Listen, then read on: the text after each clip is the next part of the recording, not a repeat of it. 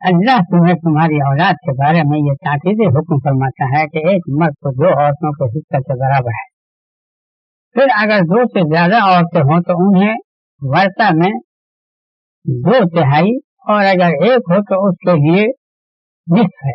और माँ बाप में से हर एक के लिए वर्षा में 6 है, बशर्ते के मरने वाले से औलाद हो।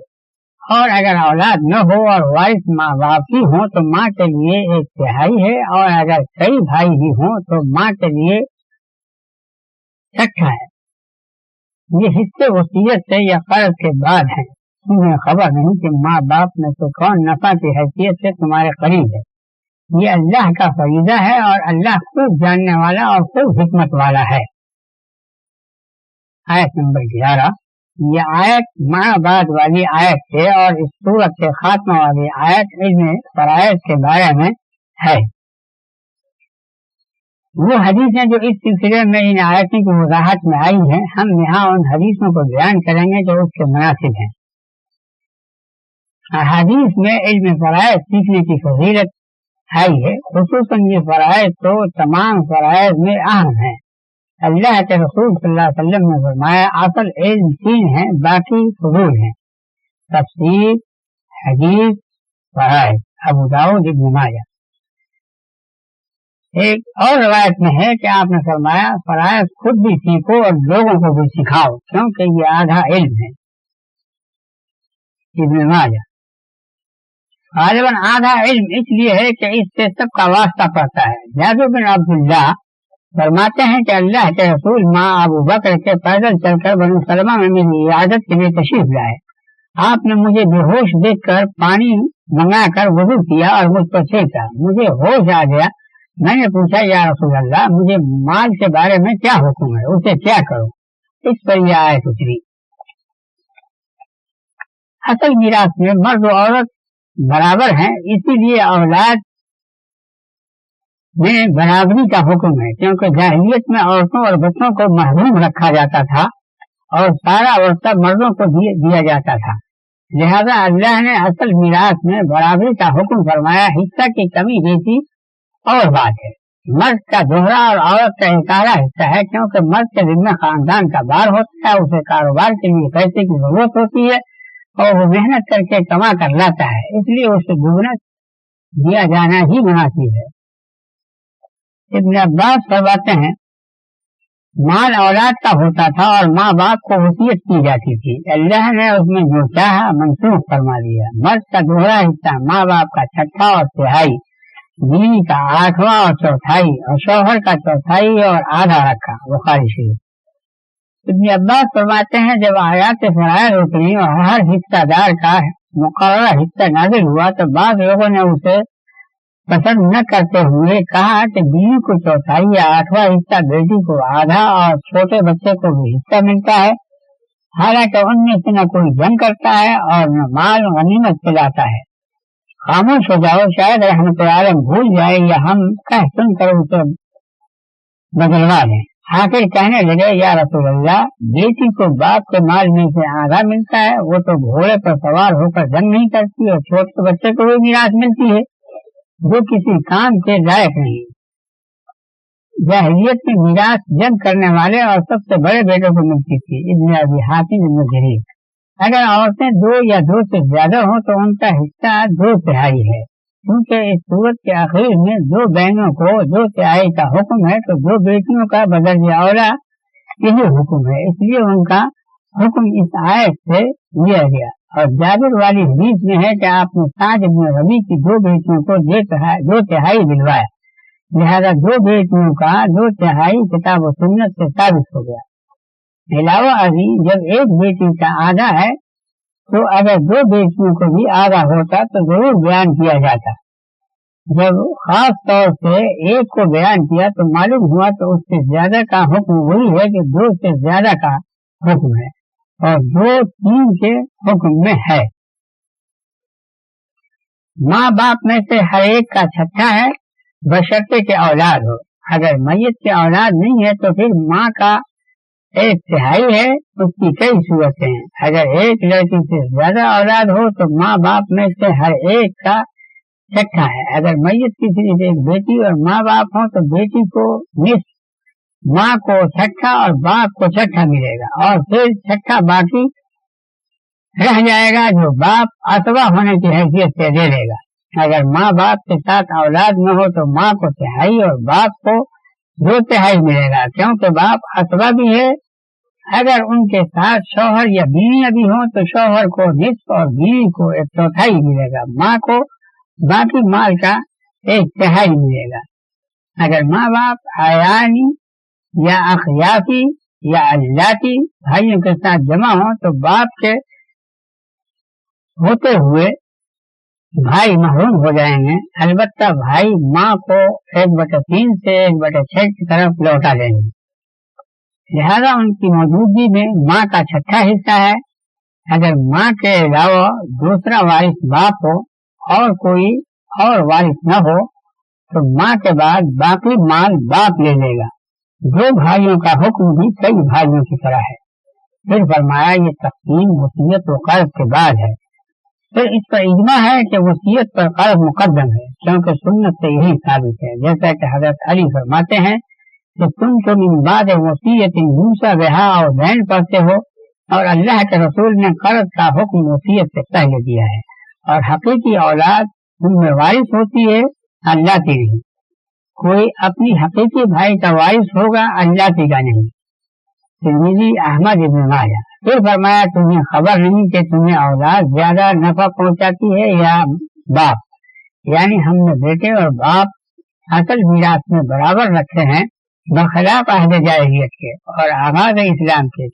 सारी मीरास बड़े बेटे को मिलती थी और माँ बाप के लिए वसीयत होती थी। अब उनके हाल के मुताबिक दोनों का फर्क मुकर्रर कर दिया गया, क्योंकि इंसान को कभी अपने बाप से दुनियावी या दीनी या दोनों तरह के फायदे पहुँचते हैं, न कि बेटों से, और कभी उसका हक भी होता है। इसलिए नफा की तवक्को दोनों से है, इसीलिए दोनों का हिस्सा ठहराया गया और दोनों असल मीरास में एकसा रखे गए। फिर फरमाया कि ये मीरास की तफसील जो बयान की गई है अल्लाह का फरीज़ा, उसका हुक्म और उसका फैसला है, और अल्लाह बड़ी हिकमत वाला है और हर चीज उसके मकाम पर रखता है, और वो खूब जानने वाला है कि हकदार ही को देता है। وَلَكُمْ نِصْفُ مَا تَرَكَ أَزْوَاجُكُمْ إِن لَّمْ يَكُن لَّهُنَّ وَلَدٌ فَإِن كَانَ لَهُنَّ وَلَدٌ فَلَكُمُ الرُّبُعُ مِمَّا تَرَكْنَ مِن بَعْدِ وَصِيَّةٍ يُوصِينَ بِهَا أَوْ دَيْنٍ وَلَهُنَّ الرُّبُعُ مِمَّا تَرَكْتُمْ إِن لَّمْ يَكُن لَّكُمْ وَلَدٌ فَإِن كَانَ لَكُمْ وَلَدٌ فَلَهُنَّ الثُّلُثُ مِمَّا تَرَكْتُمْ مِن بَعْدِ وَصِيَّةٍ تُوصُونَ بِهَا أَوْ دَيْنٍ فَإِن كَانَ رَجُلٌ يُورَثُ كَلَالَةً أَوْ امْرَأَةٌ وَلَهُ أَخٌ أَوْ أُخْتٌ فَلِكُلِّ وَاحِدٍ مِّنْهُمَا السُّدُسُ فَإِن كَانُوا أَكْثَرَ مِن ذَلِكَ فَهُمْ شُرَكَاءُ فِي الثُّلُثِ مِن بَعْدِ وَصِيَّةٍ يُوصَىٰ بِهَا أَوْ دَيْنٍ غَيْرَ مُضَارٍّ وَصِيَّةً مِّنَ اللَّهِ وَاللَّهُ عَلِيمٌ حَلِيمٌ۔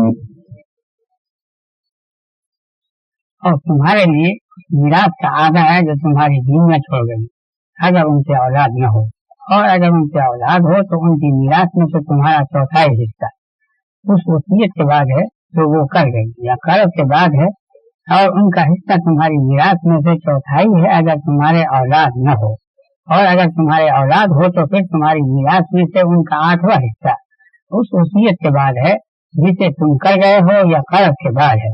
और अगर मैयत ऐसा शख्स है जिसके बाप बेटा नहीं या औरत है اور اس کا ایک بھائی یا ایک بہن ہے تو دونوں میں سے ہر ایک کا چھٹا حصہ ہے، اور اگر زیادہ بھائی بہنیں ہیں تو سب 1/3 میں اس وصیت کے بعد شریک ہیں جو کی جا چکی ہے، اور قرض کے بعد بشرطے کہ میت دوسروں کو نقصان نہ پہنچا رہا ہو۔ یہ اللہ کی طرف سے تاکیدی حکم ہے، اور اللہ خوب جاننے والا اور بڑا بردبار ہے۔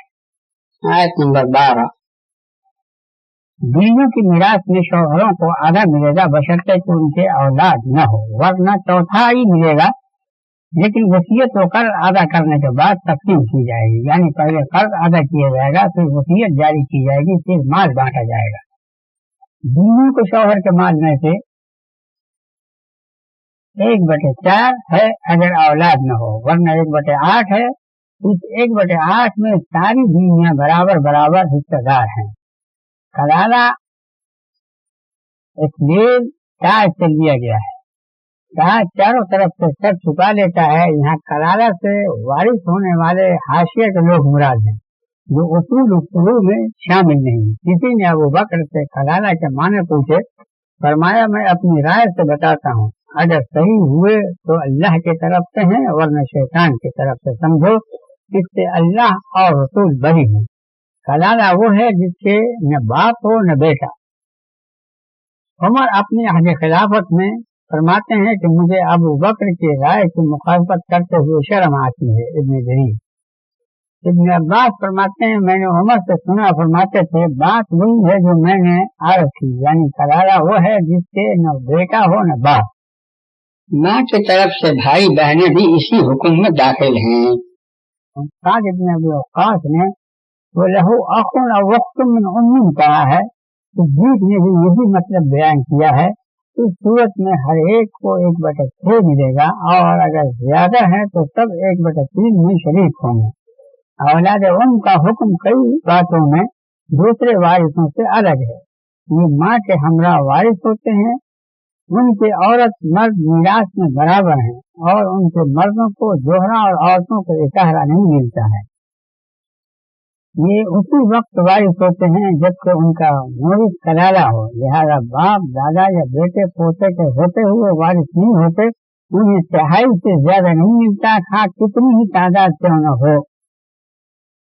تلك حدود الله ومن يطع الله ورسوله يدخله جنات تجري من تحتها الأنهار خالدين فيها وذلك الفوز العظيم ومن يعص الله ورسوله ويتعد حدوده يدخله نارا خالدا فيها وله عذاب مهين۔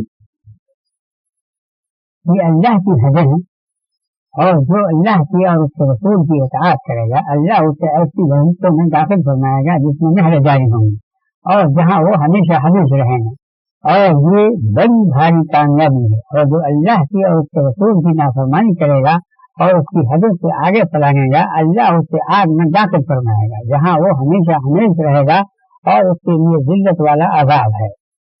آیت نمبر 13 و 14۔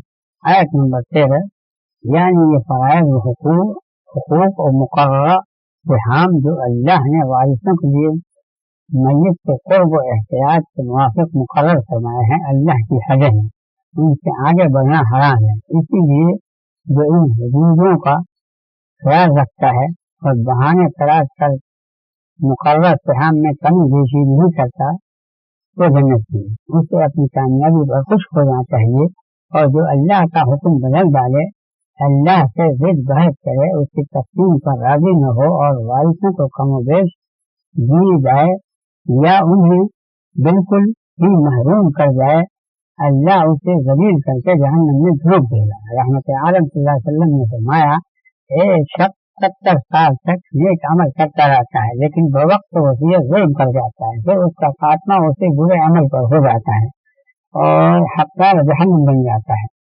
اور ایک شخص 70 سال تک برے عمل کرتا رہتا ہے لیکن بوقت وصیت انصاف کر جاتا ہے، پھر اس کا خاتمہ اسی اچھے عمل پر ہو جاتا ہے اور جنت کا حقدار بن جاتا ہے. پھر ابو ہریرہ نے فرمایا تم چاہو تو تلک حدود اللہ پڑھ لو. مسند احمد. آیت نمبر 14 یعنی جو اللہ کی اور اس کے رسول کی حکم عبودی کرے گا اور حضرت سے آگے بڑھنا چاہے گا اللہ اس کو ہمیشہ کے لیے جہنم رسید فرما دے گا اور اس پر سخت ذلت والا عذاب مسلط ہو جائے گا. ایک روایت میں ہے کہ کوئی مرد یا عورت 60 برس تک اللہ کی اطاعت میں لگا رہتا ہے پھر مرتے وقت وصیت میں وارثوں کو نقصان پہنچا جاتا ہے جس سے اس کے لیے جہنم واجب ہو جاتی ہے. پھر ابو ہریرہ نے یہ آیت پڑھ کر سنائی. ابو داؤد ترمذی ابن ماجہ احمد. واللاتي يأتين الفاحشة من نسائكم فاستشهدوا عليهن 4 منكم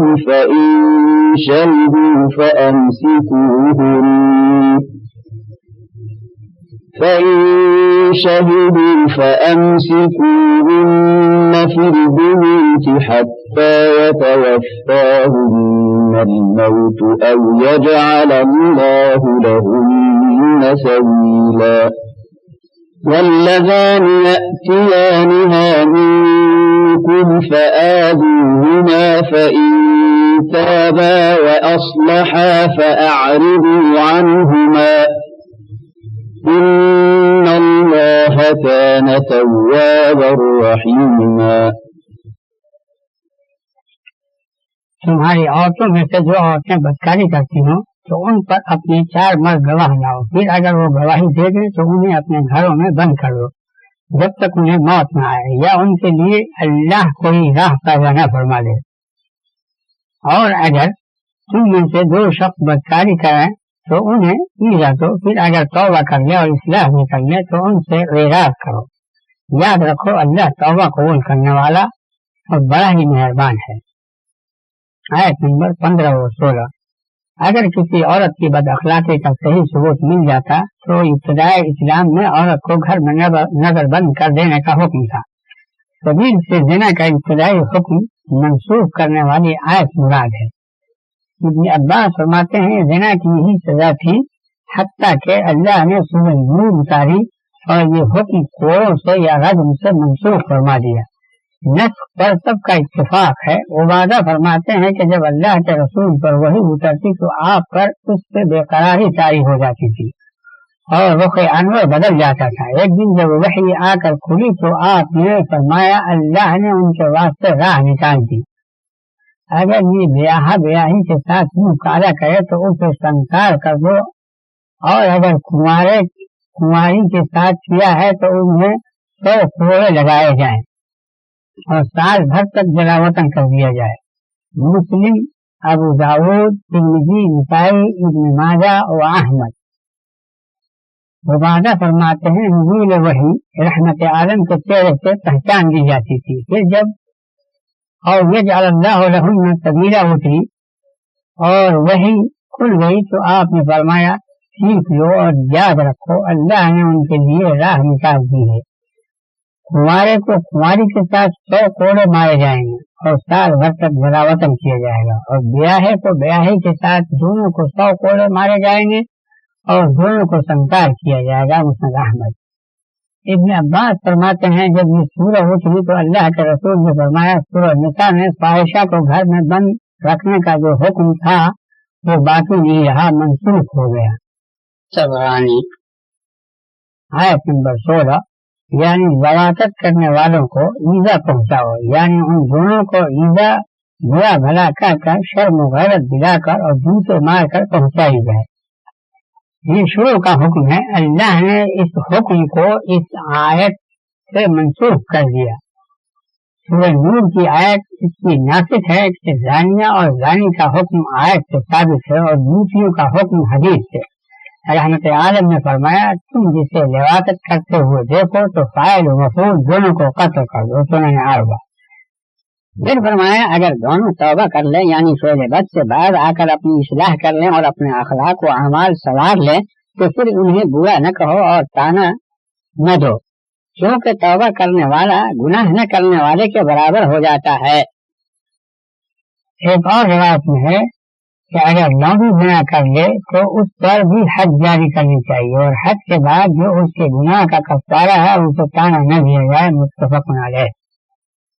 إنما التوبة على الله للذين يعملون السوء بجهالة ثم يتوبون من قريب فأولئك يتوب الله عليهم وكان الله عليما حكيما.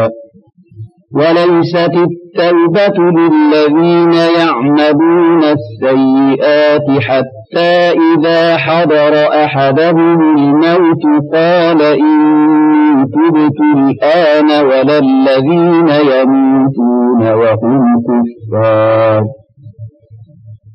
أولئك أعتدنا لهم عذابا أليما.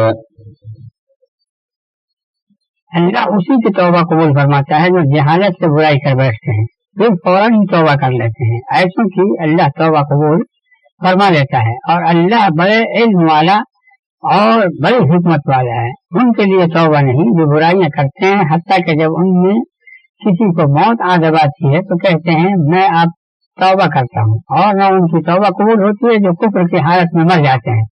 ہم نے انہی کے لیے دردناک عذاب تیار کر رکھا ہے. آیت نمبر 17 اور 18. آیت نمبر 17 یعنی اس کی توبہ قبول ہو جاتی ہے جو نادانی سے برا کام کر لیتا ہے پھر فوراً توبہ کر لیتا ہے اگرچہ ملک الموت کو دیکھنے کے بعد غرغرہ سے پہلے پہل اس نے توبہ کی ہو. یہ بھی کہا گیا ہے کہ جس نے غلطی سے یا جان بوجھ کر گناہ کیا وہ جاہل ہی ہے جب تک گناہ سے باز نہ آ جائے. رحمت عالم صلی اللہ علیہ وسلم نے فرمایا اللہ بندے کی توبہ غرغرے سے پہلے پہل قبول فرما لیتا ہے. ابن ماجہ احمد. ابن عمر فرماتے ہیں کہ میں نے اللہ کے رسول سے سنا آپ فرما رہے تھے کہ جو مومن موت سے 1 ماہ پہلے توبہ کر لیتا ہے اس کی توبہ مقبول ہے. اللہ اس سے بھی کم مدت میں توبہ قبول فرما لیتا ہے. یعنی اگر سکرات سے 1 دن یا 1 گھنٹہ پہلے بھی توبہ کر لی جائے تو توبہ قبول ہو جاتی ہے.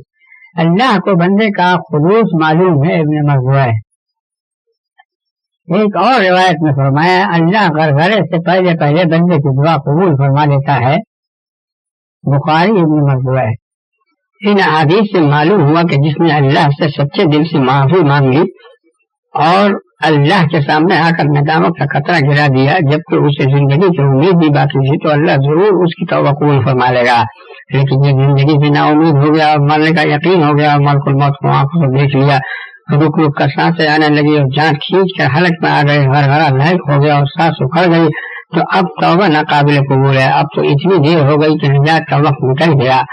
سورۃ غافر میں فرمایا جب انہوں نے ہمارا عذاب دیکھ لیا تو کہنے لگے ہمارا ایک ہی معبود پر ایمان ہے اور ہم نے تمام جھوٹے معبود چھوڑ دیے. پھر فرمایا کہ مشرکوں اور کافروں کی توبہ غیر معتبر ہے جبکہ وہ کفر و شرک پر مر گئے ہوں. اب انہیں ندامت کا کیا فائدہ. اب اگر یہ اپنی جان چھڑانے کے لیے زمین بھر کر بھی سونا دے تو وہ بھی رد کر دیا جائے گا. یہ عباس وغیرہ سے مروی ہے کہ یہ آیت مشرکوں کے بارے میں اتری. رحمت عالم صلی اللہ علیہ وسلم نے فرمایا اللہ اپنے بندے کی توبہ قبول فرما لیتا ہے یا اسے بخش دیتا ہے جب تک حجاب حائل نہ ہو. پوچھا گیا حجاب کا حائل ہونا کیا ہے. فرمایا شرک پر روح نکل جائے. دوسرا رحمت اسی وجہ سے فرمایا کہ ہم نے ان کے لیے سخت المناک اور قائم رہنے والا عذاب تیار کر رکھا ہے. يا أيها الذين آمنوا لا يحل لكم أن ترثوا النساء كرها ولا تعضلوهن لتذهبوا ببعض ما آتيتموهن إلا أن يأتين بفاحشة مبينة وعاشروهن بالمعروف فإن كرهتموهن فعسى أن تكرهوا شيئا ويجعل الله فيه خيرا كثيرا وإن أردتم استبدال زوج مكان زوج وآتيتم إحداهن قنطارا قنطارا فلا تأخذوا منه شيئا أتأخذونه بهتانا وإثما مبينا وكيف تأخذونه وقد أفضى بعضكم إلى بعض وأخذن منكم ميثاقا غليظا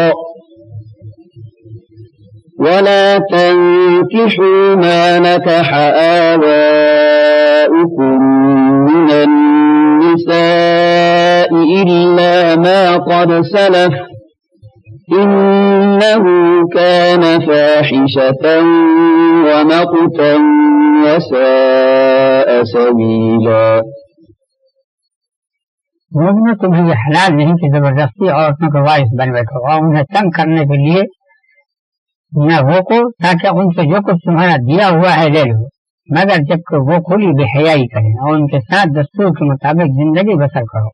اگر وہ تمہیں ناپسند ہیں تو ممکن ہے کہ تم ایسی چیز ناپسند کرو جس میں اللہ نے بڑی خوبیاں رکھی ہیں. اگر تم کسی عورت کی جگہ دوسری عورت بدلنا چاہو اور ایک کو مال کا ڈھیر دے چکے ہو تو اس میں سے کچھ بھی نہ لو. کیا تم وہ مال ناحق اور کھلے گناہ سے لینا چاہتے ہو؟ اور تم اس سے وہ مال کس طرح لے سکتے ہو حالانکہ تم ایک دوسرے تک پہنچ چکے ہو اور وہ تم سے مضبوط عہد لے چکی ہے؟ اور ان عورتوں سے نکاح نہ کرو جن سے تمہارے باپ نکاح کر چکے ہیں. ہاں جو پہلے ہو چکا سو ہو چکا. واقعی یہ بے حیائی اور بغض کا کام ہے اور بری راہ ہے. آیت نمبر 19 سے 22. آیت نمبر 19. کسی شخص کے مرنے کے بعد اس سے ولی اس کی بیوی کے حقدار سمجھے جاتے تھے، پھر یا تو وہ خود اس سے نکاح کر لیتے تھے یا اپنی مرضی سے کسی اور سے نکاح کرا دیتے تھے یا اسے بٹھائے رکھتے تھے. اولیاء عورت کے نسبت یہی لوگ عورت کے زیادہ حقدار سمجھے جاتے تھے. پھر یہ آیت اتری بخاری شریف. ایک اور روایت میں ہے کہ مرد اپنے عزیز کی بیوی کا وارث ہوتا تھا اور اس کی بیوہ کو مرتے دم تک شادی نہیں کرنے دیتا تھا جب تک وہ مہر سے دستبردار نہیں ہو جاتی. اللہ نے اس رسم کی تردید فرما کر اسے بٹھا دیا. ابو داؤد.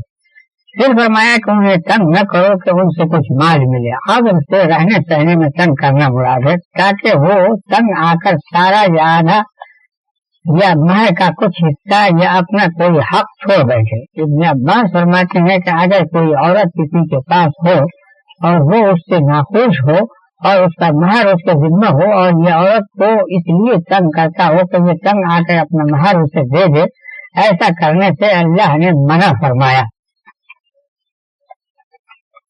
پھر حسن معاشرت کا بیان ہے کہ بیویوں کے ساتھ حسن معاشرت رکھو، اچھا برتاؤ کرو، نرمی و محبت سے پیش آؤ، حد و ساتھ اپنی حالت بھی اچھی رکھو جیسے تم اپنی بیویاں بنی سواری دیکھنا چاہتے ہو. سورت بقرہ میں فرمایا یعنی تمہارے حقوق کی طرح عورتوں کے بھی تم پر حقوق ہیں. رحمت عالم صلی اللہ علیہ وسلم نے فرمایا تم میں اچھا وہی ہے جو اپنی بیوی کے ساتھ اچھا ہو، میں بھی اپنی بیویوں کے ساتھ اچھا ہوں. آپ ازواج مطہرات سے بڑی محبت و پیار سے، کمال و خوش اخلاقی سے اور ہنسمکھ پیش آیا کرتے تھے. انہیں خوش رکھتے تھے، ان سے میٹھی میٹھی باتیں کرتے تھے، ان کے دلوں پر میل نہیں آنے دیتے تھے اور ان کے کھلانے پلانے میں تنگ نہیں کیا کرتے تھے اور نہایت فراخی سے انہیں خرچ دیا کرتے تھے اور ان سے ایسی مزے مزے کی باتیں کیا کرتے تھے کہ وہ مسکرا دیا کرتی تھی. ایک دفعہ آپ صدیقہ کے ساتھ دوڑے، اس دوڑ میں صدیقہ آگے نکل گئی، پھر ایک مدت کے بعد دوڑ ہوئی تو آپ آگے نکل گئے. فرمایا یہ اس کا بدلہ ہے. اس سے آپ نے غرض صدیقہ کو خوش رکھنا اور ان کا دل بہلانا تھا. آپ جس ام المومنین کے پاس رات گزارتے وہیں تمام ازواج مطہرات جمع ہو جاتی اور سب آپس میں بیٹھ کر باتیں کرتی. کبھی رحمت عالم صلی اللہ علیہ وسلم شام کا کھانا سب کے ساتھ مل کر کھا لیتے. پھر ہر ام المومنین اپنے اپنے گھر چلی جاتی اور آپ باری والی کے گھر رات گزارتے.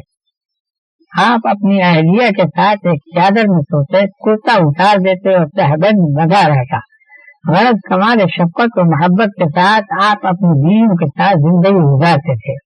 آپ ہر کام میں مسلمانوں کے لیے بہترین نمونہ ہے اس لیے مسلمان بھی حسن معاشرت کی پوری کوشش کریں، کیونکہ اللہ فرماتا ہے تمہاری بہترین نبی کی اتباع میں ہے۔ پھر حکم ہے کہ دل نہ چاہنے کے باوجود بھی عورتوں سے حسن معاشرت رکھنا ایک بہت بڑی بھلائی کا پیش خیمہ ہے۔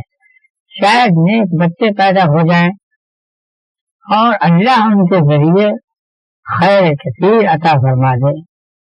رحمت عالم صلی اللہ علیہ وسلم نے فرمایا مسلمان مرد مسلمان عورت کو نہ چھوڑے، اگر وہ اس کی کسی عادت سے ناراض بھی ہے تو دوسری عادتوں سے خوش بھی ہوگا۔ آیت نمبر 20، یعنی اگر کوئی اپنی بیوی چھوڑ کر دوسری عورت سے نکاح کرنا چاہے تو اس کے مہر میں سے کچھ بھی واپس نہ لے، اگرچہ اس نے اسے مہر میں خزانہ کیوں نہ دیا ہو۔ معلوم ہوا کہ زیادہ سے زیادہ مہر باندھنا بھی روا ہے بشرطے کہ ادا کر دیا جائے۔ آیت نمبر 21، یعنی اب مہر واپس لینا روا نہیں، کیونکہ تم اس سے فائدہ اٹھا چکے ہو اور جنسی تعلقات بھی ہو چکے ہیں۔ بیان والی حدیث میں ہے، آپ نے فرمایا اللہ جانتا ہے کہ تم میں کوئی نہ کوئی ضرور جھوٹا ہے، اب بھی اگر کوئی توبہ کرنا چاہے تو کر لے۔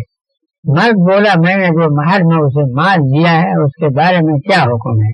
فرمایا اسی کی عوض تو یہ تجھے حلال ہوئی تھی، اگر اس پر جھوٹا الزام ہے تو پھر اور بھی جھوٹ کی بات ہے، متفق علیہ۔ پھر فرمایا کہ نکاح جو ایک انتہائی مضبوط عہد ہے اس میں تم باندھے جا چکے ہو۔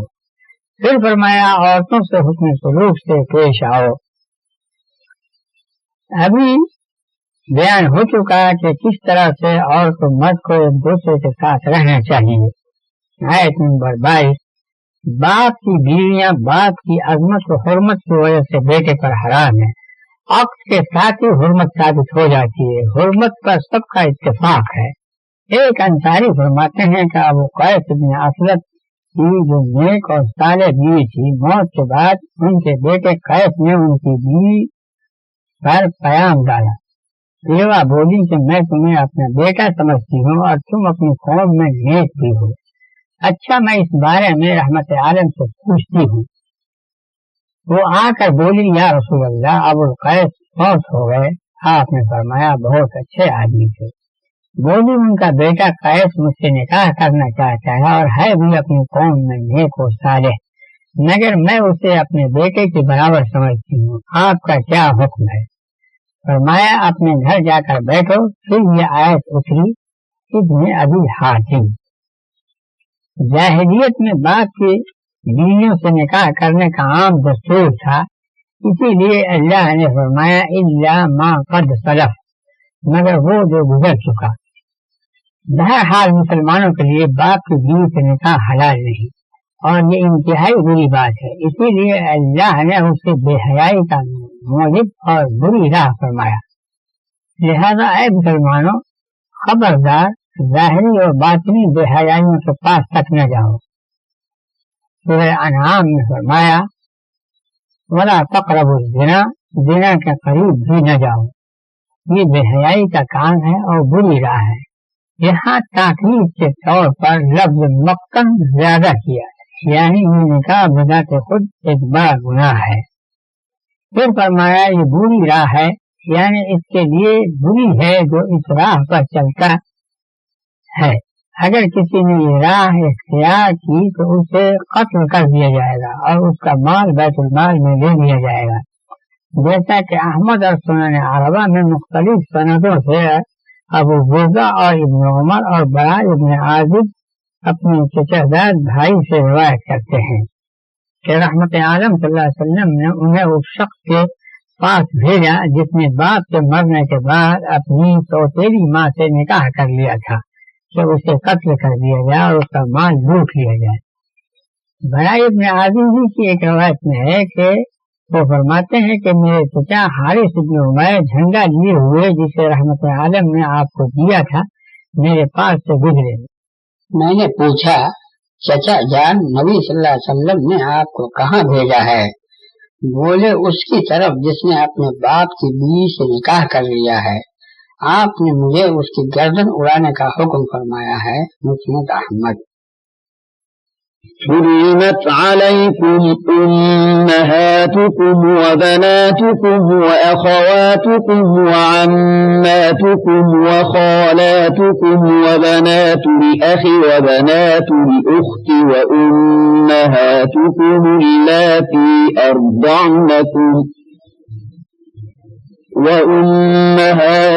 اللاتي أرضعنكم وأخواتكم من الرضاعة وأمهات نسائكم وربائبكم اللاتي في حجوركم من نسائكم اللاتي دخلتم بهن وربائبكم اللاتي في حجوركم من نسائكم اللاتي دخلتم بهن فإن لم تكونوا دخلتم بهن فلا جناح عليكم وحلائل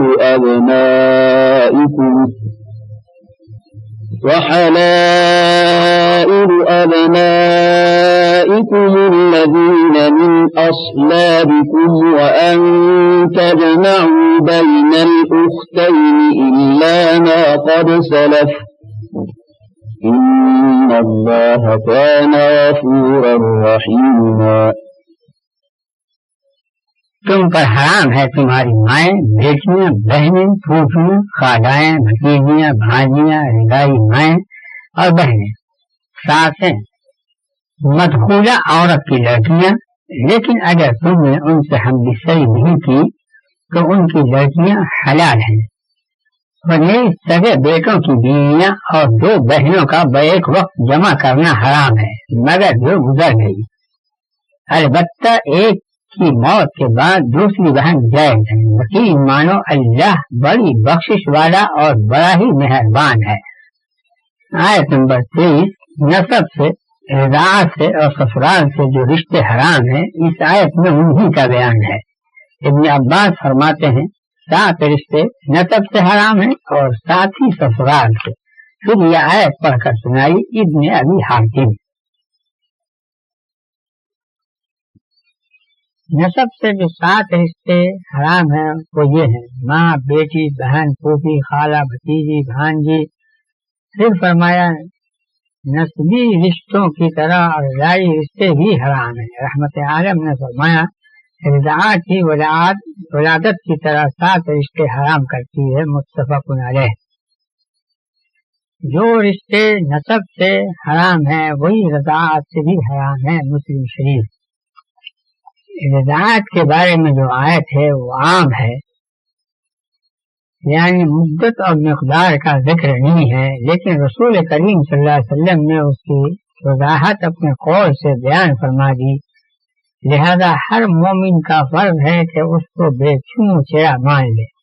رحمت عالم نے فرمایا کہ 1-2 بار چوسنے سے حرمت ثابت نہیں ہوتی، مسلم شریف۔ ایک اور روایت میں ہے کہ پستان 1 یا 2 دفعہ منہ میں لینے سے حرمت ثابت نہیں ہوتی، مسلم شریف۔ صدیقہ کا قول ہے کہ قرآن میں یہ آیت بھی تھی کہ 10 رضاعات معلومات یحرمنا، 10 بار دودھ پینے سے حرمت ثابت ہوتی ہے۔ پھر یہ 10 بار 5 بار سے منسوخ ہو گئی، اب صرف 5 بار دودھ پینے سے رضاعت ثابت ہو جاتی ہے۔ وفات رسول کے وقت قرآن میں اسی طرح پڑھا جاتا تھا، مسلم شریف عبدالرزاق۔ سہلہ بنت سہل والی حدیث میں ہے کہ سہلہ نے آپ کے حکم سے سالم مولا ابو حذیفہ کو 5 بار دودھ پلا دیا تھا، جس سے حرمت ثابت ہو گئی تھی۔ پھر یہ بھی ضروری ہے کہ رضاعت ابتدائی 2 برس کے اندر ہو جو دودھ پلانے کی مدت ہے، جیسا کہ اس سے قبل والوالدات کی تفسیر میں یہ مسئلہ بیان ہو چکا ہے۔ بیٹی کے نکاح کے ساتھ ہی ساس داماد پر حرام ہو جاتی ہے، خواہ صحبت ہو یا نہ ہو، لیکن بیوی کے ساتھ آئی ہوئی لڑکی ماں سے ہمبستری کے بعد حرام ہوتی ہے۔ اگر ہمبستری سے پہلے ماں کو طلاق ہو جائے تو پھر اس کی لڑکی حلال ہے۔ اسی لیے فرمایا کہ ایسی صورت میں ان سے نکاح کرنے میں کوئی گناہ نہیں، یہ حکم ربیبہ کے ساتھ خاص ہے، لہذا اس بات پر اجماع ہے کہ جب کوئی کسی سے نکاح کر لے تو بیوی کی ماں اس پر حرام ہے، خواہ بیوی سے صحبت ہوئی ہو یا نہ ہوئی ہو، اور جب کسی لڑکی کی ماں سے نکاح کر لے اور صحبت سے پہلے طلاق دے دے تو اس کی لڑکی اس کے لیے حلال ہے۔ ربیبہ حرام ہے خواہ شوہر کی تربیت میں ہو یا نہ ہو، کیونکہ حضور حکم میں مردوں سے خطاب ہے اور اکثریت کے اعتبار سے ہے۔ یہ معنی نہیں کہ اگر تمہاری سرپرستی میں نہ ہو تو حلال ہے، جیسے اللہ نے فرمایا وَلَا تَكْرَهُوا فَتَيَاتِكُمْ عَلَى الْبِغَاءِ سورۃ النور، اگر تمہارے لونڈیاں زنا سے بچنا چاہیں تو ان پر جبر نہ کرو۔ اس کے یہ معنی نہیں کہ اگر وہ زنا کرنا چاہیں تو کرنے دو۔ ام حبیبہ نے رحمت عالم سے اپنی ہمشیرہ عزہ بنت سفیان سے نکاح کرنے کی درخواست کی، پوچھا کیا تمہیں یہ بات پسند ہے؟ فرمایا ہاں، میں آپ کے پاس اکیلی تو ہوں نہیں، پھر جو نیکیاں میں لوٹ رہی ہوں اگر ان میں میری بہن بھی شریک ہو جائیں تو کیا برائی ہے؟ فرمایا وہ مجھے حلال نہیں۔ بولی میں نے تو سنا ہے کہ آپ ابو سلمہ کی بیٹی سے نکاح کرنا چاہتے ہیں۔ پوچھا کیا ابو سلمہ کی بیٹی سے؟ بولی ہاں۔ فرمایا اگر وہ میری پرورش میں بھی نہ ہوتی پھر بھی مجھ پر حرام تھی، کیونکہ وہ میری رضائی بھتیجی ہے۔ سویبہ نے مجھے اور ابو سلمہ کو دودھ پلایا ہے، اپنی بیٹیاں اور بہنیں مجھ پر پیش نہ کیا کرو، متفق علیہ۔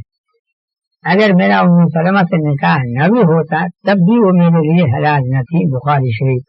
بہرحال آپ نے حرمت کی بنیاد اصل نکاح کو قرار دیا، یعنی جس عورت سے نکاح وہ دخول ہو جائے اس کی بیٹیاں جو ثابت شوہر سے ہیں وہ حرام ہیں، خواہ ربیبہ ہو یا غیر ربیبہ۔ اس پر بھی اجماع ہے کہ مرد کا عورت سے خلوت کرنا مرد پر عورت کی بیٹی کو حرام نہیں کرتا، جبکہ عورت کو مرد نے مباشرت سے پہلے یا شوہر سے اس کی شرمگاہ کو دیکھنے سے پہلے طلاق دے دی ہو۔ معلوم ہوا کہ دخول سے جمع مراد ہے۔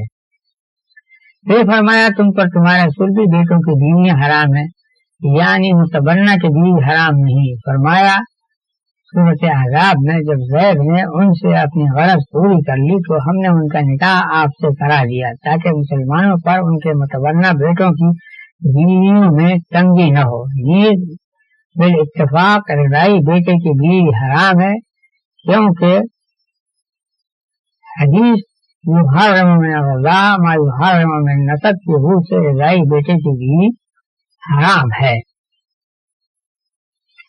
پھر فرمایا کہ نکاح میں اور ملک میں دو بہنوں کا بیک وقت جمع کرنا منع ہے۔ ہاں جاہلیت میں جو کچھ ہونا تھا ہو گیا، اس زمانے کے گناہ اسلام لانے کے بعد معاف کر دیے گئے۔ معلوم ہوا کہ مستقبل میں جمع کرنا حرام ہے، کیونکہ ماضی کا استثناء ہے۔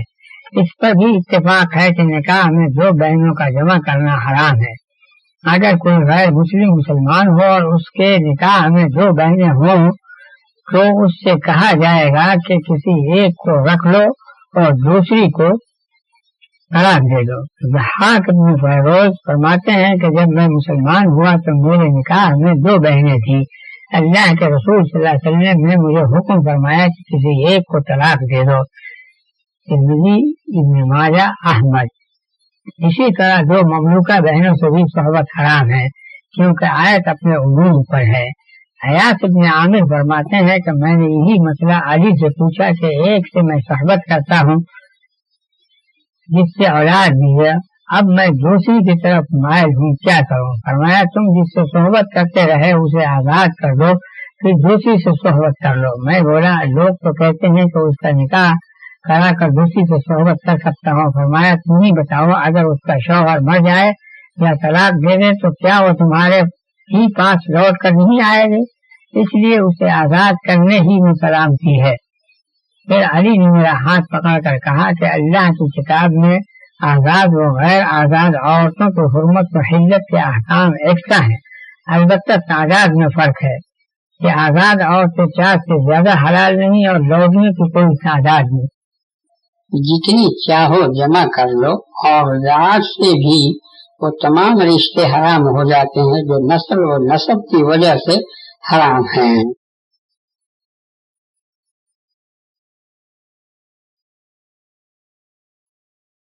یہ روایت اس قدر دلیل القدر ہے کہ اگر کوئی مشرق یا مغرب سے محض اسے سننے کی غرض سے سفر کرے تو بھی اس کا سفر مفید رہے گا، کیونکہ اس نے ایک بیش قیمت مسئلہ نہایت سستا خرید لیا۔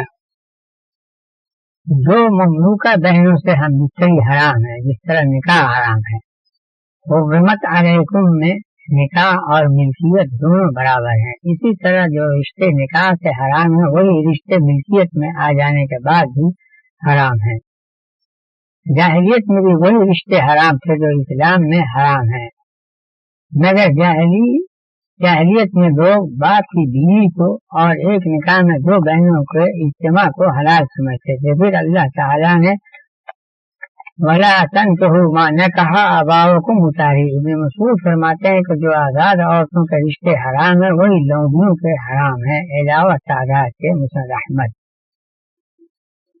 والمحصنات من النساء إلا ما ملكت أيمانكم كتاب الله عليكم وأحل لكم ما وراء ذلكم أن تبتغوا بأموالكم محصنين غير مسافحين فما استمتعتم به منهن فآتوهن أجورهن فريضة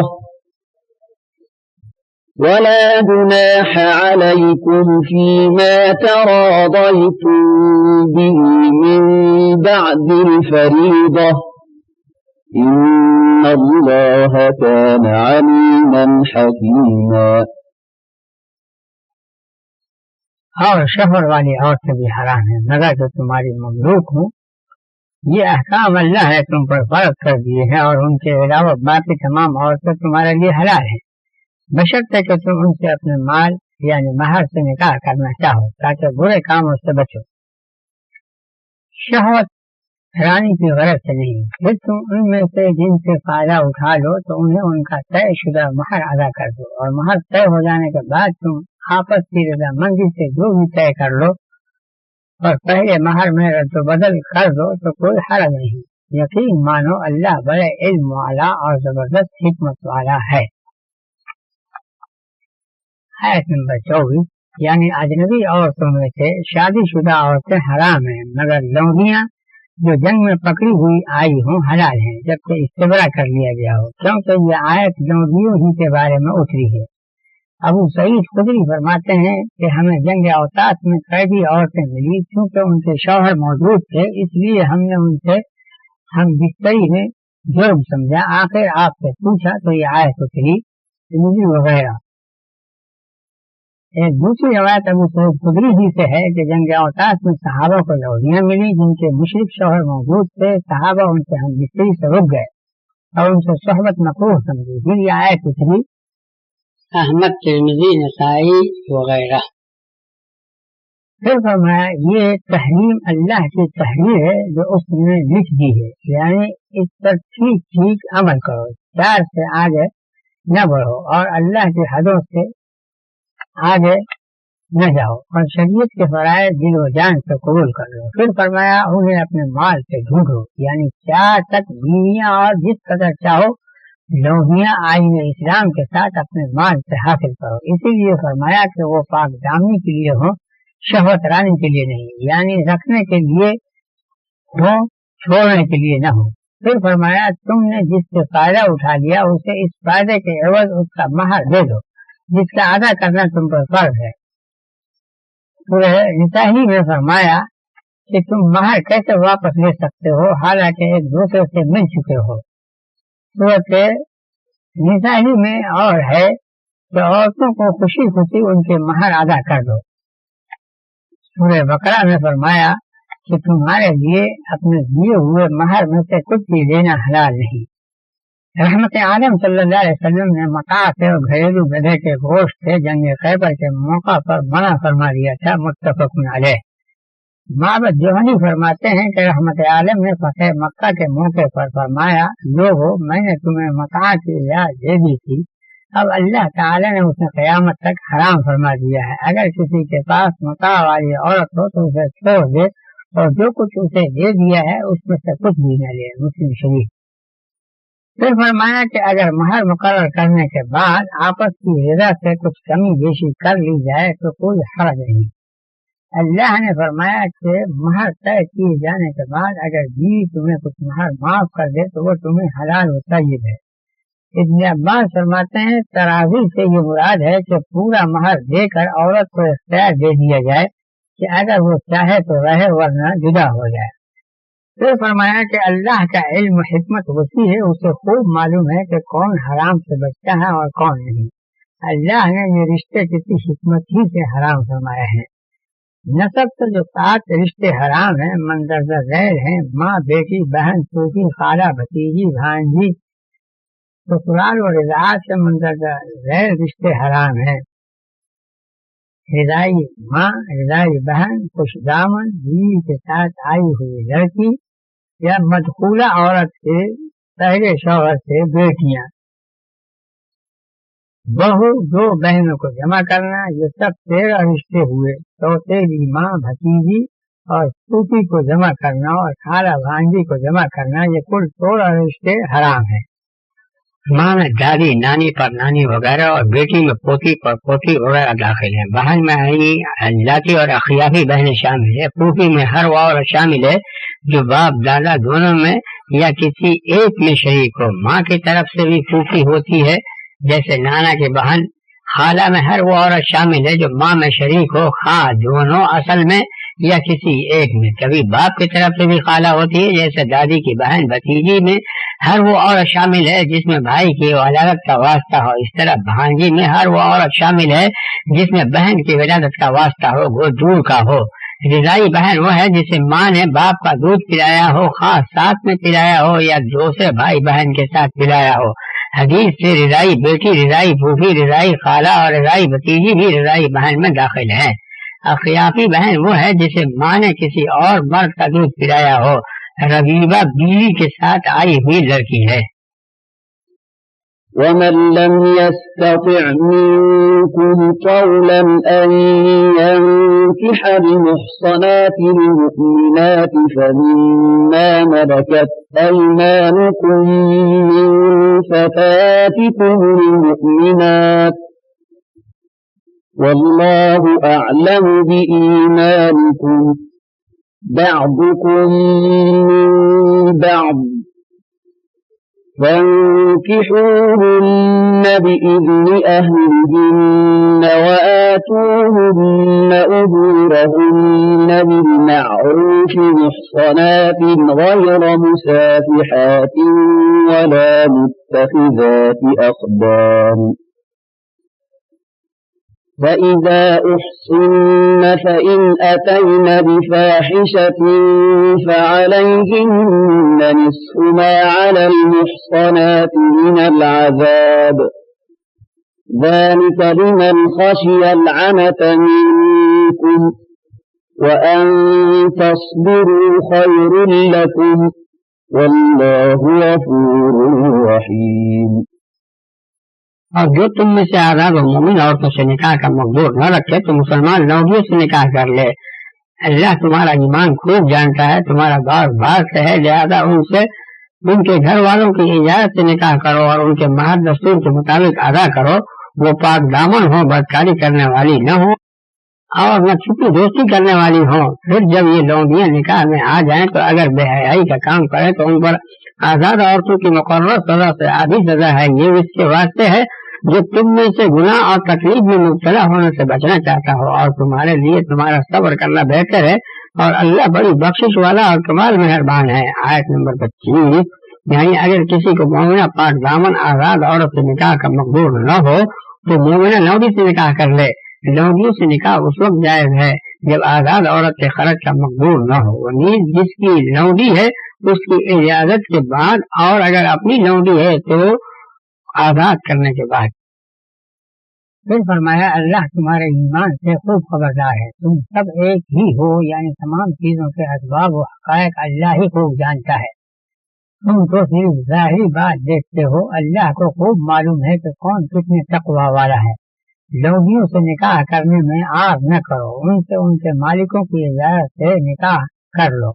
معلوم ہوا کہ سید اپنی لوگیوں کا ولی ہوتا ہے، لوگی سید کی اجازت کے بغیر نکاح نہیں کر سکتی۔ اسی طرح سید اپنے غلام کا ولی ہے، غلام بھی مالک کی اجازت کے بغیر نکاح نہیں کر سکتا، جیسا کہ حدیث میں آیا ہے کہ جس غلام نے اپنے مالک کی اجازت کے بغیر نکاح کر لیا وہ زانی ہے۔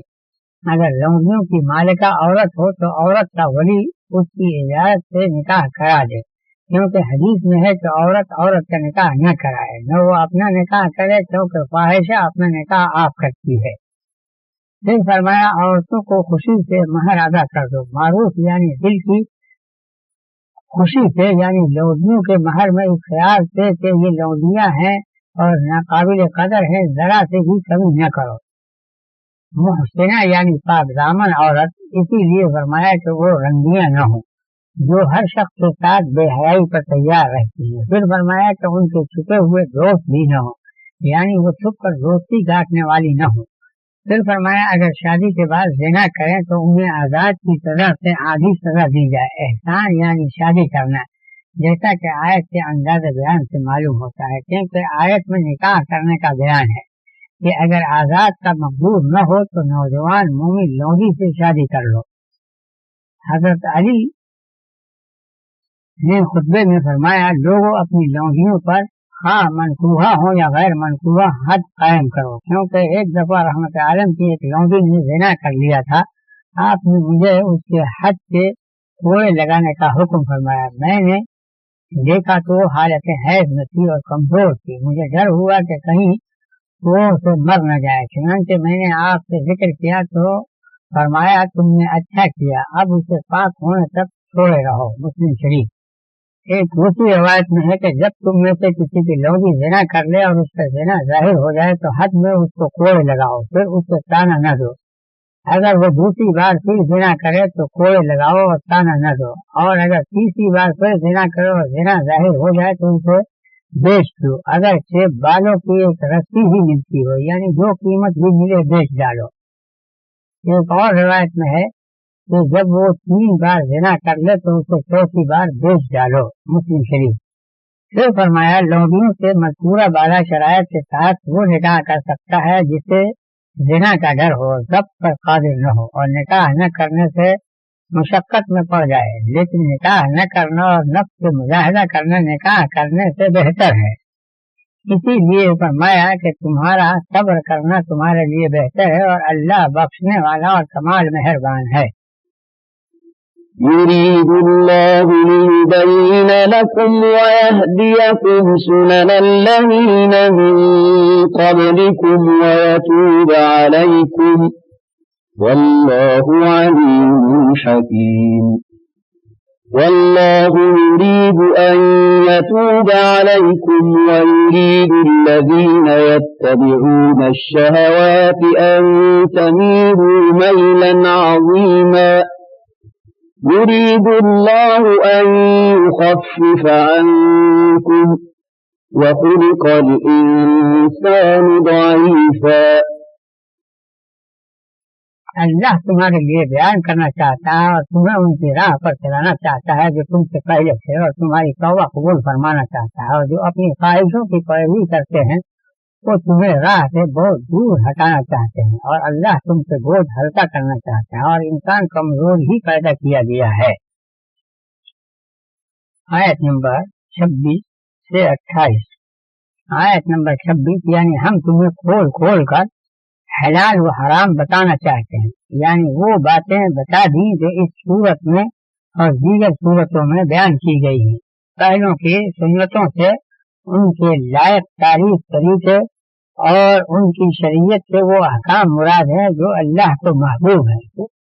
پھر فرمایا کہ ہم تمہارے گناہ اور حرمتوں کے پردے چاک کرنے پر تمہاری خطائیں معاف کرنا چاہتے ہیں، اور اللہ کو خوب معلوم ہے کہ کون کیا گناہ کر رہا ہے، اور اللہ بڑی حکمت والا ہے، یعنی اللہ کی شریعت و تقدیر اور اس کے اقوال و افعال سب حکمتوں پر مبنی ہیں، آیت نمبر 27 یعنی شیطان کے چیلے چاٹوں کی اور تمام غیر مسلموں کی اور زناکاروں کی یہ آرزو ہے کہ تم راہ حق سے بہت دور جا پڑو اور باطل کی راہ پر چلنے لگو۔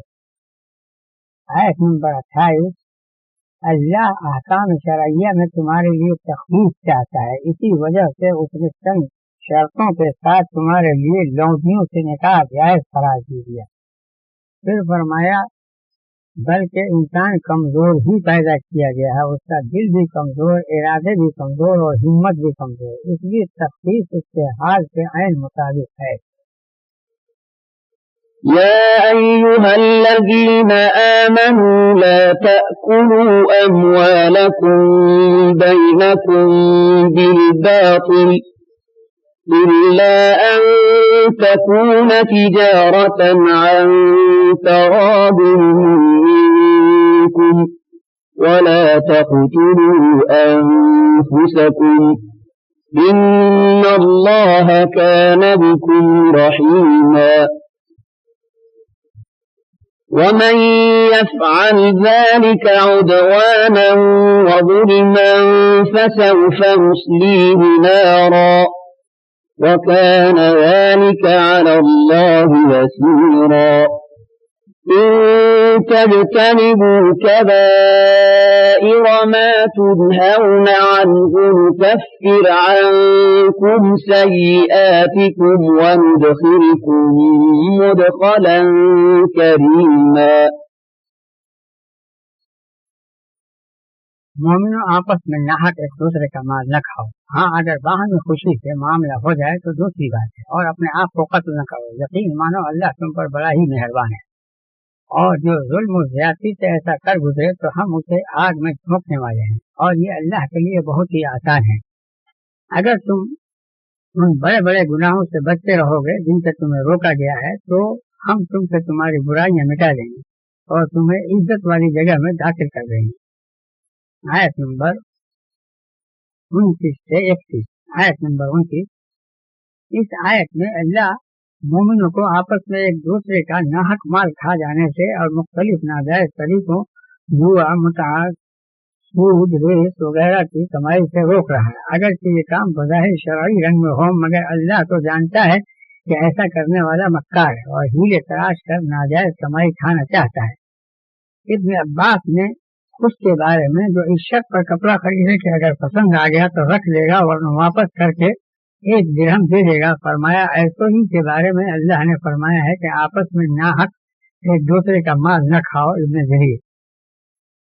ابن عباس فرماتے ہیں جب یہ آیت اتری تو مسلمانوں نے سوچا کہ اللہ نے انہیں ناجائز طریقوں سے منع فرمایا ہے اور طعام سب سے بہتر مال ہے، لہذا کسی کو کسی کے گھر کھانا نہیں کھانا چاہیے اور نہ دوسرے لوگوں کے ساتھ کھانا چاہیے۔ اس پر لیس علی العامہ حرج والی آیت جو سورہ نور میں ہے اتری۔ پھر فرمایا ہاں اگر باہمی رضا سے تجارت ہو تو درست ہے، یعنی کمائی میں حرام ذرائع اختیار نہ کرو، ہاں جائز تجارت کر کے کماؤ جس میں بائع اور خریدار کی رضامندی سے پیسہ آتا ہے۔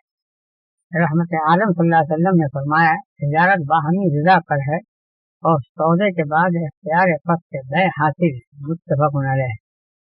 ایک اور روایت میں ہے کہ خریدار و مشتری میں سے ہر ایک کو فسخ بے کا اختیار ہے جب تک جدا نہ ہوئے ہوں، بخاری شریف۔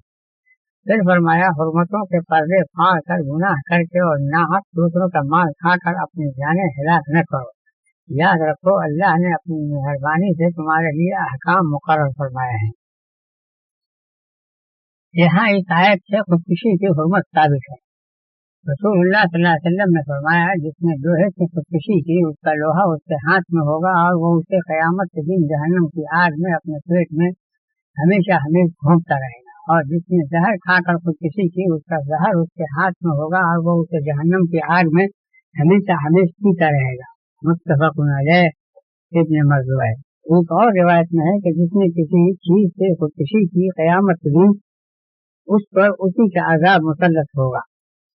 ایک اور روایت میں ہے تم سے پہلو میں ایک شخص کے زخم تھا، اس نے اپنا ہاتھ کاٹ ڈالا، پھر اس کا مرتے دم تک خون بند نہیں ہوا، اللہ نے فرمایا کہ میرے بندے نے اپنی جان میں جلدی کی، میں نے اس پر جنت حرام کر دی، متفق علیہ۔ اسی وجہ سے فرمایا کہ جو ظلم و زیادتی سے حرام کام میں گھس جائے اور اسے معلوم ہے کہ یہ کام حرام ہے مگر پھر بھی اس کے کرنے کی ضرورت کر رہا ہو، ہم ایسوں کو جہنم میں جھونکنے والے ہیں۔ یہ بڑی سخت وعید ہے اس شخص کے لیے جو صاحب عقل ہے، اس کو گناہوں سے پوری کوشش سے بچنا چاہیے۔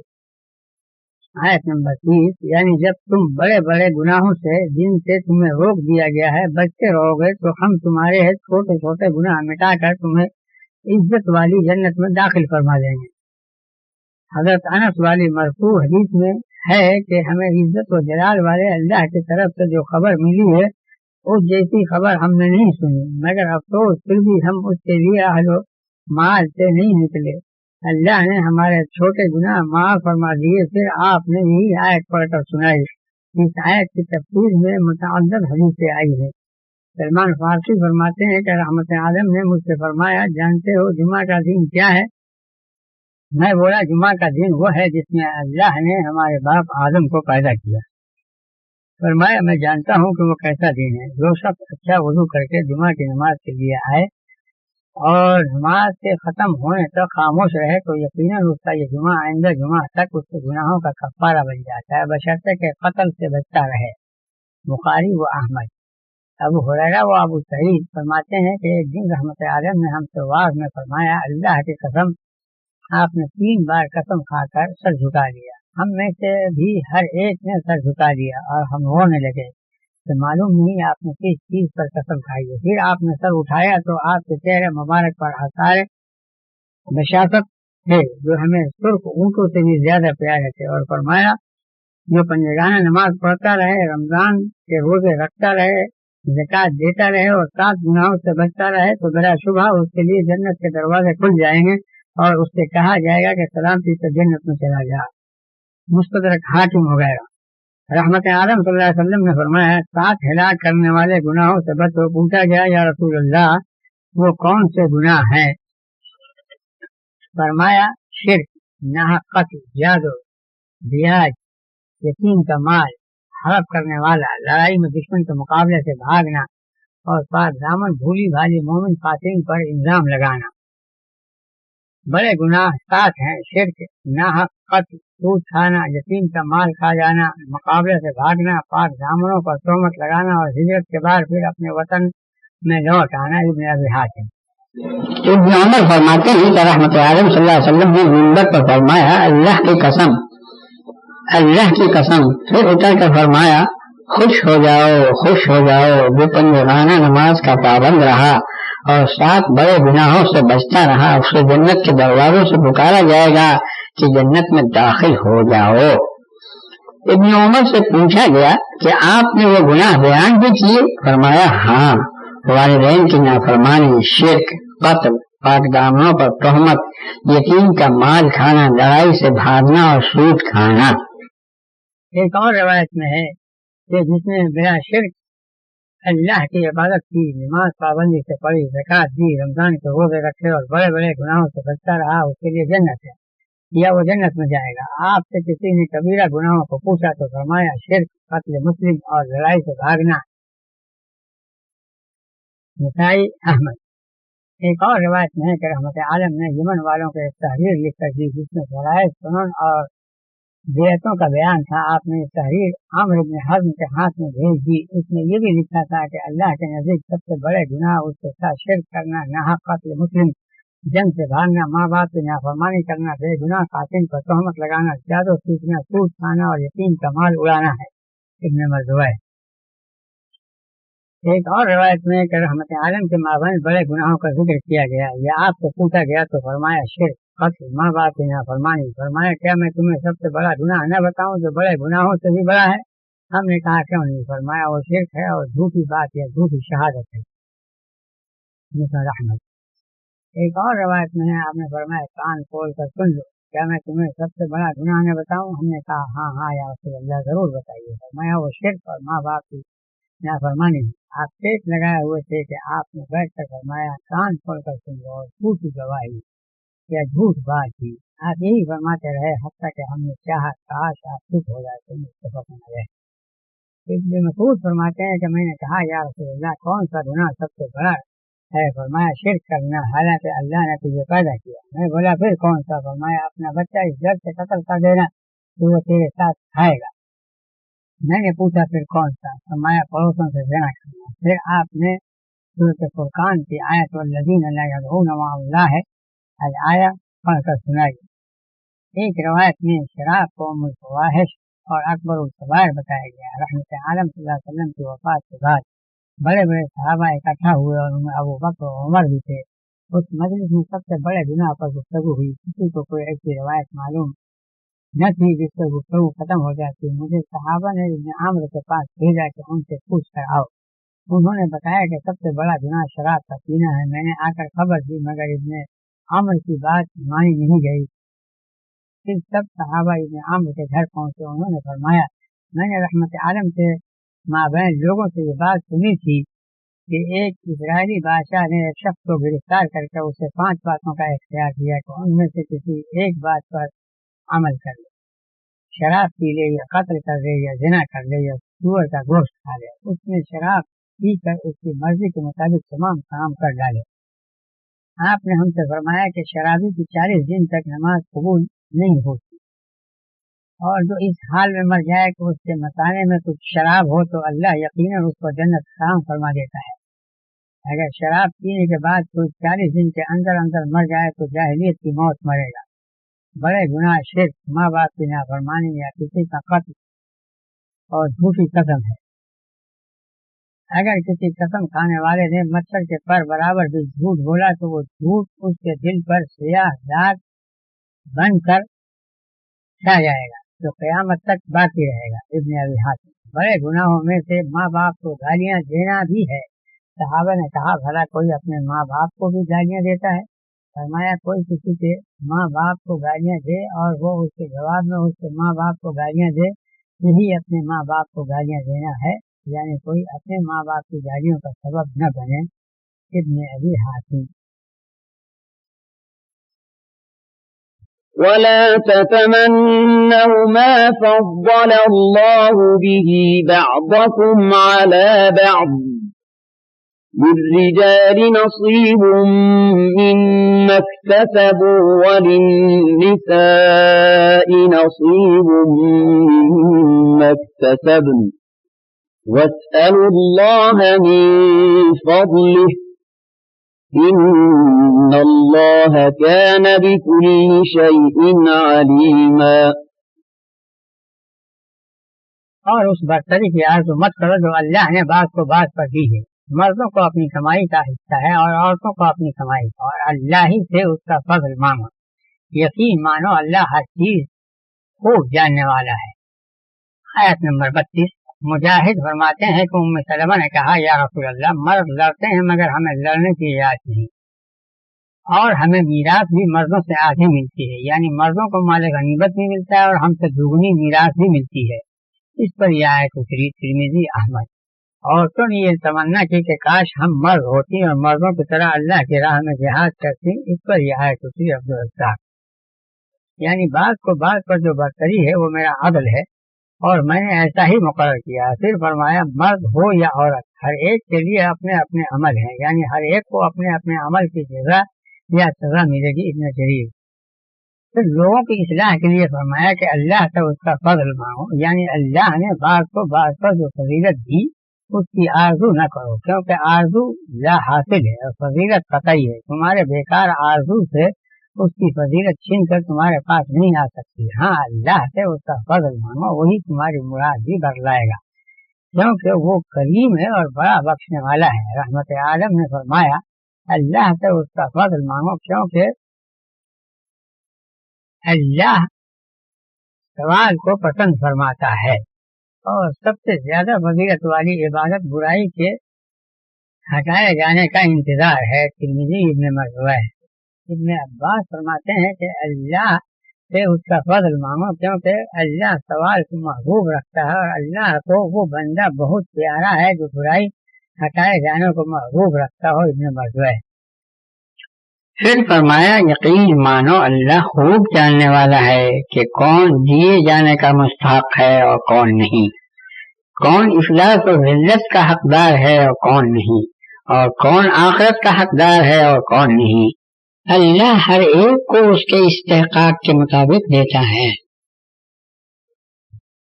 وَلِكُلٍّ جَعَلْنَا مَوَالِيَ مِمَّا تَرَكَ الْوَالِدَانِ وَالْأَقْرَبُونَ وَالَّذِينَ عَقَدَتْ أَيْمَانُكُمْ فَآتُوهُمْ نَصِيبَهُمْ إِنَّ اللَّهَ كَانَ عَلَى كُلِّ شَيْءٍ شَهِيدًا۔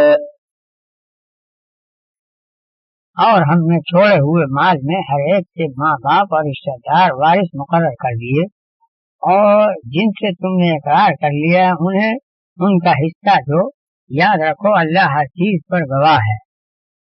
آیت نمبر 33۔ اس آیت میں موالی سے وارث مراد ہیں، اور نیز یہ بھی کہا گیا ہے کہ اس سے عصبہ یعنی وہ وارث جن کا حصہ قرآن و حدیث میں متعین نہیں، یعنی ذوی الفروض کے عدم موجودگی میں میت کے وارث بنتے ہیں، واللہ عالم۔ پھر فرمایا جن سے تم نے اقرار کیا انہیں ان کا حصہ دو، یعنی جن سے تم نے قسمیں کھا کر معاہدہ کیا ہے انہیں بھی میراث میں سے حصہ دو۔ اللہ معاہدات و معاملات پر گواہ ہے۔ یہ حکم آغاز اسلام کا ہے، بعد میں منسوخ ہو گیا تھا، اب محض وفائے عہد باقی ہے، میراث میں سے کچھ بھی نہیں۔ ابن عباس فرماتے ہیں کہ ہجرت کے بعد مہاجر انصاری کا وارث ہوا کرتا تھا، اقارب نہیں، کیونکہ اللہ کے نبی نے ان میں بھائی چارہ کرا دیا تھا۔ پھر اس آیت نے یہ حکم منسوخ کر دیا، بخاری شریف۔ اب حصہ سے یہ مراد ہے کہ ان کی امداد و خیرخواہی کرو اور انہیں فائدہ پہنچاؤ، میراث ختم ہو گئی، ہاں وصیت جائز ہے۔ ابن عباس فرماتے ہیں کہ اسلام سے پہلے یہ دستور تھا کہ جو شخص آپس میں معاہدہ کر لیا کرتے تھے کہ ہم ایک دوسرے کے وارث ہوں، اور دو قبیلے بھی اسی طرح معاہدہ کر لیا کرتے تھے۔ رحمت عالم نے فرمایا کہ جاہلیت کی ہر قسم اور ہر معاہدہ کو اسلام مضبوط بناتا ہے، لیکن اسلام میں اس قسم کا کوئی معاہدہ یا کوئی قسم نہیں، چنانچہ یہ آیت وَأُولُو الْأَرْحَامِ بَعْضُهُمْ أَوْلَىٰ بِبَعْضٍ سورۃ انفال سے منسوخ ہو گئی۔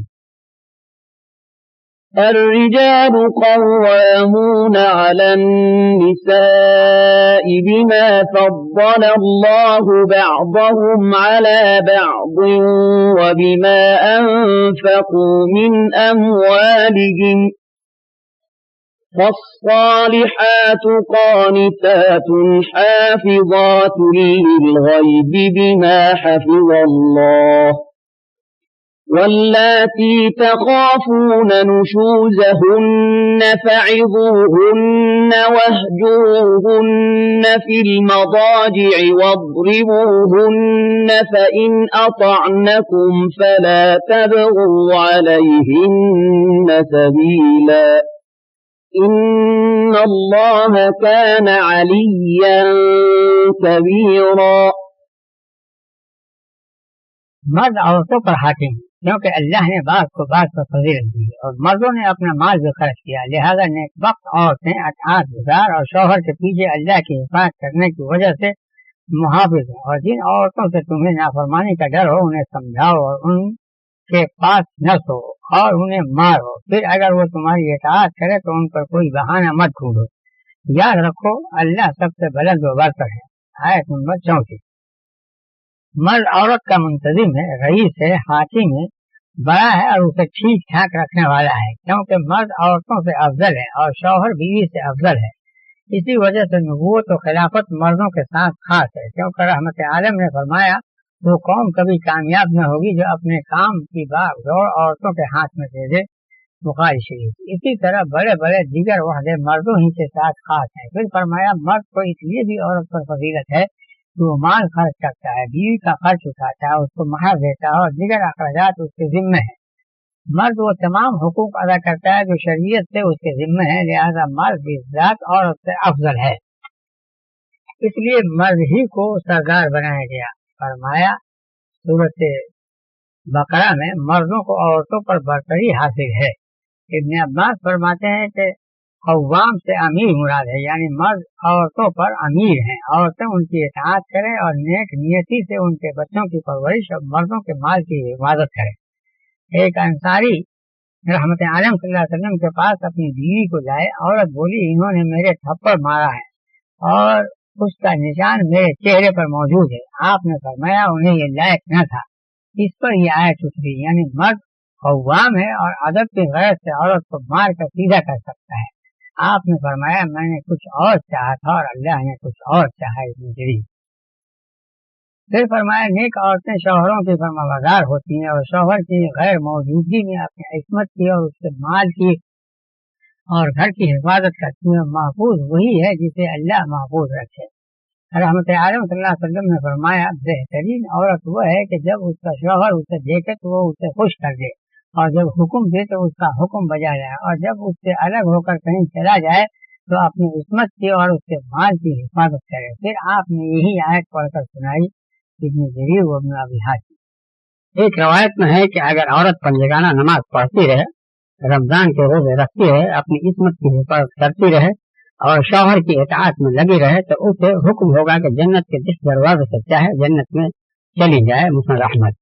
پھر فرمایا تمہیں جن عورتوں سے نافرمانی اور بدخلقی کا ڈر ہو, نشوز یعنی بلندی یعنی عورت مرد کو نیچا سمجھے اور اپنے کو اونچا, اس کا حکم نہ مانے, اس سے بغض رکھے, بے توجہی برتے, چیخ کر بات کرے اور اس کی بات کا جواب نہ دے. اگر عورت کی طرف سے اس قسم کی حرکتیں ظاہر ہوں تو اسے سمجھایا جائے اور بتایا جائے کہ اللہ شوہر کی نافرمانی پر اسے سزا دے گا اور اسے اللہ کا خوف یاد دلایا جائے کہ اللہ نے اس کے ذمے شوہر کی اطاعت اور اس کا حق لازم کر دیا ہے اور نافرمانی حرام فرما دی ہے کیونکہ اس پر شوہر کو برتری ہے. اللہ کے نبی نے فرمایا کہ اگر میں کسی کو کسی کے لیے سجدے کا حکم دیتا تو بیوی کو حکم دیتا کہ وہ اپنے شوہر کو سجدہ کرے کیونکہ شوہر کا حق بہت بڑا ہے. ایک روایت میں ہے کہ اگر شوہر بیوی کو اپنے بستر پر بلائے اور وہ نہ آئے تو صبح تک اس پر فرشتے لعنت کرتے رہتے ہیں. بخاری شریف. پھر فرمایا نافرمان بیوی کو اپنے پاس مت سلاؤ. ابن عباس فرماتے ہیں چھوڑنے سے یہ مراد ہے کہ اس سے صحبت نہ کرو اور اس کی طرف سے کروٹ بدل لو. ابن عباسی فرماتے ہیں پہلے تو سمجھاؤ, اگر نہ مانے تو صحبت و بات ترک کر دو اور کروٹ بدل کر سو جاؤ. یہ عورت کے لیے بڑی سنگین سزا ہے, گھبرا کر صلح کر لے گی.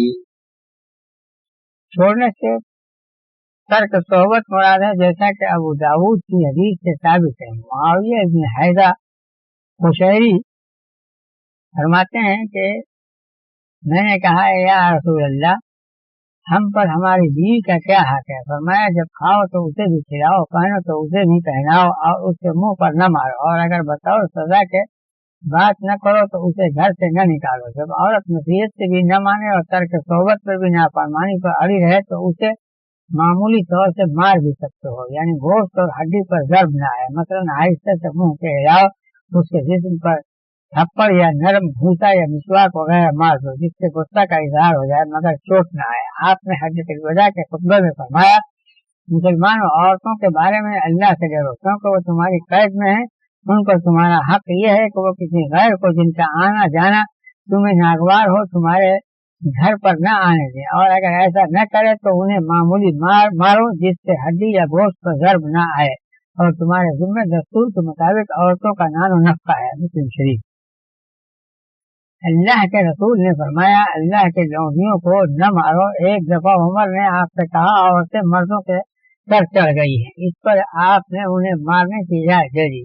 پھر اکثر عورتوں نے آپ کے گھر آ کر آپ سے اپنے شوہروں کا شکوہ کیا. آپ نے فرمایا بہت سی عورتوں نے ہمارے گھر آ کر اپنے شوہروں کی شکایت کی ہے, ایسے لوگ اچھے نہیں. ابو داؤد, نسائی, ابن ماجہ. اسد ابن قیس فرماتے ہیں کہ میں عمر کے گھر مہمان تھا, آپ نے اپنی بیوی کو مارا. پھر فرمایا اسد مجھ سے 3 باتیں یاد رکھو جو میں نے رحمت عالم سے یاد رکھی ہیں. بیوی کو مارنے پر شوہر سے مت پوچھو, وطر پڑھے بغیر نہ سو. تیسری بات راوی بھول گیا. ابو داؤد, نسائی, ابن ماجہ. پھر فرمایا اگر بیوی تمام باتوں میں شوہر کی اطاعت گزار ہو تو پھر اسے نہ مارو, نہ جدا کرو اور نہ بیزاری کا اظہار کرو. پھر فرمایا بلند و برتر تو اللہ ہی کی ذات ہے. اس فقرے سے ان شوہروں کو ڈانٹا گیا جو ناحق عورتوں پر زیادتی کیا کرتے ہیں, کیونکہ اگر وہ عورت سے بڑے ہیں تو ان سے بڑا اللہ ہے. اگر وہ ان کمزوروں پر ناحق ظلم کریں گے تو ان سے اللہ انتقام لے لے گا. وَإِنْ خِفْتُمْ شِقَاقَ بَيْنِهِمَا فَابْعَثُوا حَكَمًا مِّنْ أَهْلِهِ وَحَكَمًا مِّنْ أَهْلِهَا إِن يُرِيدَا إِصْلَاحًا يُوَفِّقِ اللَّهُ بَيْنَهُمَا إِنَّ اللَّهَ كَانَ عَلِيمًا خَبِيرًا. اور اگر تمہیں میاں بیوی میں نہ اتفاقی کا ڈر ہو تو ایک پنچ مرد والوں میں اور ایک عورت والوں میں سے مقرر کرو. اگر یہ دونوں اصلاح چاہیں گے تو اللہ ان دونوں میں اتفاق کرا دے گا. یقین مانو اللہ بڑا علم والا اور بڑا ہی واقف کار ہے. آیت نمبر 35. پہلی آیت میں بیوی کی بغاوت و نافرمانی کا بیان تھا. اس آیت میں میاں بیوی کے باہمی نفرت و بیزاری کا بیان ہے کہ اگر دونوں میں نہ اتفاقی کا ڈر ہو تو ہر فریق کا ایک نمائندہ چن لو، پھر وہ سر جوڑ کر بیٹھیں اور دونوں کے معاملہ پر غور کریں اور حسب مصلحت جو مناسب ہو عمل میں لائیں، خواہ ملاپ کرائیں یا تفریق، حسب حال جو مناسب ہو کریں. چونکہ اشارے کا اشارہ ملاپ کی طرف ہے، اسی لیے فرمایا کہ اگر دونوں اصلاح و ملاپ چاہیں گے تو اللہ دونوں کے دل جوڑ دے گا اور باہمی بیزاری جاتی رہے گی. ابن عباس فرماتے ہیں کہ ایک صالح شخص مرد کے خاندان سے ایک عورت کے خاندان سے بلایا جائے، یہ دونوں معاملے میں غور کریں. اگر مرد کا قصور ہے تو مرد کی عادت ٹھیک ہونے تک عورت کو اس سے روک دیں اور اس سے اس کا خرچہ دلوائے، اور اگر عورت کا قصور ہے تو اسے مرد کے پاس بھیج دیں اور خرچہ سے روک دیں، یعنی مرد سے زمانے نشوز کا خرچہ نہ دلوائے. اگر پنچوں کی رائے تفریق کی یا میلاد کی ہو تو پنچ جو مناسب ہو کریں. اگر دونوں کی رائے میلاد کی ہو مگر طرفین میں سے کوئی بھی میلاد پر راضی نہ ہو اور اسی حال میں میاں بیوی میں سے کوئی مر جائے تو جو میلاد سے راضی تھا وہ ناراض کے ورثہ کا حقدار ہوگا اور ناراض راضی کے ورثہ کا حقدار نہ ہوگا. ابن ابی حاتم، ابن جریر. پنچوں کو ملاپ و تفریق کے اختیارات حاصل ہیں کیونکہ اللہ نے انہیں پنچ کہا ہے اور پنچ کی یہ شان ہوتی ہے کہ اپنا فیصلہ صادر کرے خواہ کوئی راضی ہو یا ناراض. بظاہر آیت سے بھی یہی معلوم ہوتا ہے. وَاعْبُدُوا اللَّهَ وَلَا تُشْرِكُوا بِهِ شَيْئًا وَبِالْوَالِدَيْنِ إِحْسَانًا وَبِذِي الْقُرْبَى وَالْيَتَامَى وَالْمَسَاكِينِ وَالْجَارِ ذِي الْقُرْبَى وَالْجَارِ الْجُنُبِ وَالصَّاحِبِ بِالْجَنبِ وَابْنِ السَّبِيلِ وَمَا مَلَكَتْ أَيْمَانُكُمْ إِنَّ اللَّهَ لَا يُحِبُّ مَن كَانَ مُخْتَالًا فَخُورًا. اور اللہ کی عبادت کرو، اس کے ساتھ کسی چیز کو شریک نہ کرو، ماں باپ کے ساتھ نیکی کرو اور رشتہ داروں کے ساتھ، یتامہ کے ساتھ، فقراء کے ساتھ، قریب والے ہمسائے کے ساتھ اور اجنبی ہمسائے کے ساتھ، برابر کے دوست کے ساتھ، مسافر کے ساتھ اور لونڈی غلاموں کے ساتھ سلوک کرو.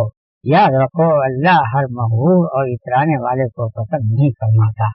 آیت نمبر 36. اس آیت میں عبادت کا حکم اور شرک کی مذمت ہے کہ صرف اللہ کی عبادت کرو کیونکہ اللہ ہی پیدا کرنے والا ہے، وہی روزی رسا ہے، وہی انعام و اکرام سے نوازنے والا ہے اور وہی ہر حال میں انسان پر اپنا فضل و کرم کرنے والا ہے. لوگوں کا بھی فرض ہے کہ وہ اسی کی توحید کا اقرار کریں، اسی کی عبادت کریں اور اس کی مخلوقات میں سے اس کی عبادت میں کسی کو بھی شریک نہ کریں. جیسا کہ نبی صلی اللہ علیہ وسلم نے معاذ بن جبل سے فرمایا تھا، جانتے ہو اللہ کا بندوں پر کیا حق ہے؟ بولے اللہ اور اس کا رسول خوب جانتا ہے. فرمایا اللہ کا یہ حق ہے کہ بندے اسی کی عبادت کریں اور اس کے ساتھ کسی کو شریک نہ کریں. پھر فرمایا جانتے ہو بندوں کا اللہ پر کیا حق ہے؟ جب بندے اس کی توحید پر قائم ہوں اور شرک سے بیزار ہوں تو ان کا حق یہ ہے کہ اللہ انہیں عذاب نہ دے. پھر اللہ نے ماں باپ کے ساتھ احسان و سلوک کا بیان فرمایا کیونکہ اللہ نے ماں باپ کو اولاد کے وجود کا سبب بنایا ہے. قرآن میں جگہ جگہ اللہ کی عبادت کے ساتھ ساتھ ماں باپ کے ساتھ حسن سلوک کا بھی بیان ہے. مثلا سورہ لقمان میں فرمایا میرا شکر ادا کرو اور ماں باپ کا. سورہ اسراء میں ہے اللہ نے یہ فیصلہ فرمایا ہے کہ اس کے سوا کسی کی عبادت نہ کرو اور ماں باپ سے سلوک کرو. پھر ماں باپ کے سلوک کے ساتھ ساتھ عزیزوں کے ساتھ بھی سلوک کا حکم فرمایا. حدیث میں ہے کہ مسکین کو صدقہ کرنے کا اکہرا ثواب ہے اور رشتے دار کو صدقہ کرنے کا دوہرا ثواب ہے. کہ صدقہ بھی ہو اور صلہ رحمی بھی.